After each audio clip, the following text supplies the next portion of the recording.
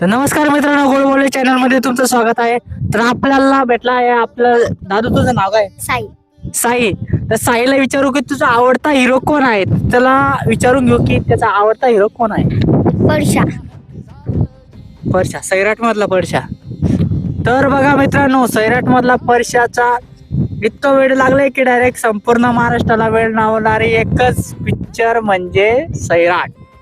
तर बघा सैराट मधल्या परशाचं एखादं जाऊ दे चला. तर मला सांग की तुला परशाच का आवडतो.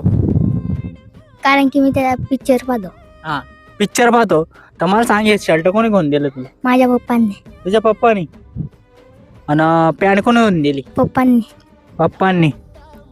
आणि मला सांग की तुला सॅन्डल कोणी घेऊन दिली. पप्पांनीच.